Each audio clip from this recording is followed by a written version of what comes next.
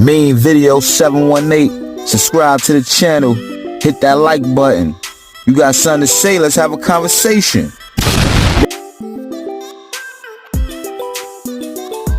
During the court proceedings with an FBI agent taking the stand, the agent stated that Tanisha Doyle, who is identified as D. Tang's child's mother and also related to Lil Durk, would be testifying.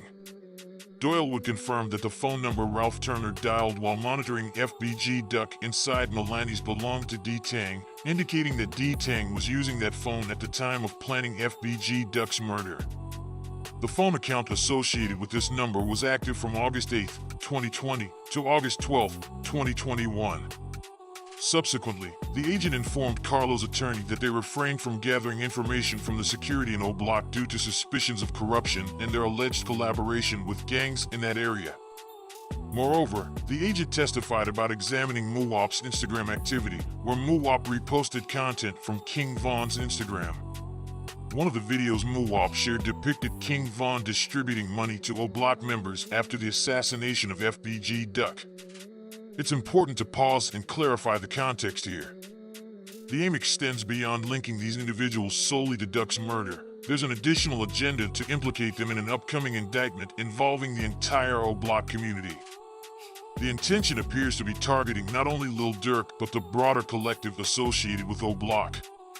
This concerted effort seems to suggest a comprehensive legal strategy aimed at implicating multiple individuals in a more extensive legal case. Certainly, there are two cases implicating these individuals, and it's important to note that they are potentially facing a minimum of 55 years in prison. The agent in question proceeded to present evidence, including a song that Muwop reposted on his Instagram account.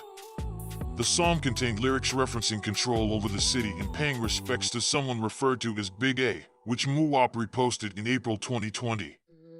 Additionally, on August 3, 2020, King Von commented on Muwop's page, and on August 14, 2020, they were seen at Icebox with King Von wearing multiple O Block chains. Muwop subsequently posted a picture on August 14, 2020, showcasing the O Block chains with the caption, "This on my neck bigger than rap. Love you O." Following this, Muwop posted another picture displaying all the O Block chains, referring to them as the trophies, and captioning it as Chain Day on August 15, 2020. Muwop then posted an image of his chain that included names around the O of the O Block chain, specifically mentioning Chino, HK, and T-Roy on September 28, 2020. On the 28th of September, Muwop shared a video showing multiple members of O Block undergoing a cleanup process. The agent's primary focus was to establish a connection between Muwop and these incidents, using social media posts, interactions, and shared content to suggest a link between Muwop and activities within the O Block community. King Von and the others, including Lil Durk, are already implicated in the same indictment. The next piece of evidence presented was King Von's YouTube video series titled Back to the Block Episode 1, which amassed 1 million views after its posting on May 20, 2020. The agent used this video to identify Devin Bennett, who is recognized as King Von. Following this, the court was shown Episode 2, where Von was depicted entering an apartment within O Block alongside his sister, Caleb Bennett.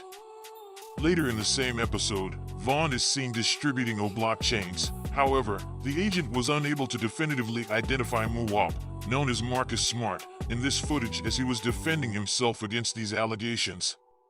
Shifting focus, the agent turned to FBG Duck's Instagram profile, specifically highlighting posts where Duck promoted his song from 63rd, posted on March 3, 2020, and reposted on March 4, 2020. They continued by pointing out another post promoting Undead, shared on July 11, 2020, and reposted on July 12, 2020, with the caption "He back," indicating Duck's return. On July 13, 2020, the court proceeded to play King Von's song "Took Her to the O," released on February 21, 2020. During this presentation, attention was drawn to Von's lyrics, specifically a verse where he aggressively narrates an incident involving a confrontation with an individual who threw a brick at his car, leading Von to react swiftly, indicating a readiness to use a firearm for retaliation. Following this, the court played FBG Duck's song "I'm from 63rd," in which lyrics were highlighted, referencing a question directed at Lil Durk, asking why he sent someone else, a younger individual, to confront FBG Duck instead of handling the situation personally. These lyrics hinted at a direct confrontation between the two artists. The conclusion drawn in court was primarily aimed at illustrating how all the defendants, both present and potential future ones, are linked in this RICO indictment case. Additionally, there was an attempt to shed light on the potential motives behind FBG Duck's murder. The proceedings are set to continue on Monday, with upcoming testimonies expected from Muwop's mother, as well as individuals associated with Tay or Ralph, providing further insights into the case. After the court session concluded, tensions escalated significantly between the FBG Duck camp and the O Block camp, almost resulting in a physical altercation. The initial spark occurred between Len, FBG Duck's mother, and Muwop's mother from the O Block camp. It began when a member of the O Block group allegedly made a disrespectful comment to a member of the FBG Duck camp, insinuating a connection between the insult and Duck's death. This altercation took place in the locker room as both groups were preparing to leave the premises. A heated exchange of words ensued between the two camps, prompting the FBG Duck group to opt for a more mature approach by walking away. They headed towards the elevators with the intention of de-escalating the situation. However, shortly after reaching downstairs, the O Block camp arrived. Muwop's mother began provoking FBG Duck's mother, repeatedly asking, "What's up? We're downstairs, what's up?" This agitated FBG Duck's mother, who was already on edge due to the mention of Muwop.